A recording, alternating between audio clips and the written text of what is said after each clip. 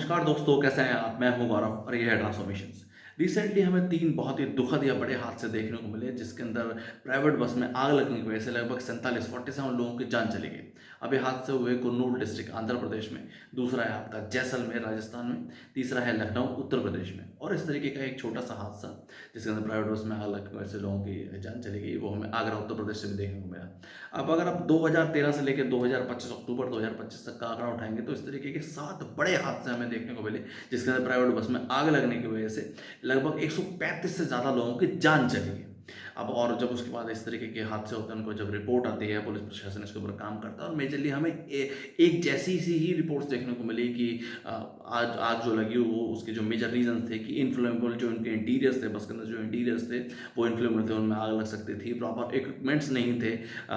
बस के अंदर की अगर इस तरीके का कोई हादसा हो जाता है तो उसका उसको सॉल्यूशन किया जाए, जैसे फायर एक्सटिंग्विशर प्रॉपर तरीके से इंस्टॉल्ड नहीं थे। तीसरा है कि नैरो या एक तरीके से ब्लॉक्ड एग्जिट, जैसे एक बस होती है उसका आगे और पीछे भी है इमरजेंसी एग्जिट होता है, या कोई पीछे बड़ा शीशा है उसको आप तोड़ के बाहर निकल सकते हैं, इससे कि कोई हादसा हो जाता है एक्सीडेंट के दौरान या आग लगने के या इस तरीके कोई भी हादसा हो, तो वो भी प्रॉपर इक्विपमेंट्स नहीं थे और जो रास्ते थे वो काफ़ी ब्लॉक थे। पीछे वाला जो गेट है वो भी ब्लॉक था, तो इमरजेंसी सिचुएशन में उसे यूज़ नहीं कर सकते। और जो एक मेजर रीज़न बताया गया कि जो आपके ड्राइवर और कंडक्टर हैं वो भी इस तरीके की सिचुएशंस को लेके उनके पास कोई फर्स्ट एड भी अवेलेबल नहीं थे और वो इस तरीके के स्किलफुल उनके पास स्किल भी नहीं था कि अगर इस तरीके कोई हादसा हो जाता है, एक्सीडेंट हो जाता है, जो कि हो सकता है। इशू ऑफ कंसर्न ये नहीं है कि प्राइवेट बसों में ही इस तरीके के हादसे हुए हैं, वो एक अलग अलग सोचने का विषय है, पर वो उस तरीके से स्किलफुल भी नहीं थे। और सेकेंडली जब ये बात होती है कि अगर इस तरीके के हादसे प्राइवेट बसों में हो रहे हैं और 7-8 बड़े हादसे भी हो चुके हैं पिछले 7-8 सालों में, तो लोग प्राइवेट बसेस क्यों या एक तरीके से लॉन्ग टर्म की जो लॉन्ग रूट की बसें हैं उनको क्यों प्रेफर कर रहे हैं?